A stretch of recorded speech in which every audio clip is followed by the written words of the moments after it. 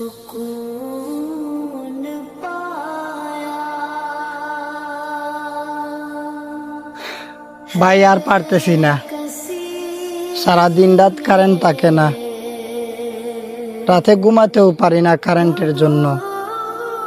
বাচ্চারা পড়াশোনাও করতে পারে না, মানুষ সারাদিন কষ্ট করে রাতে ঠিক মতো ঘুমাতেও পারে না।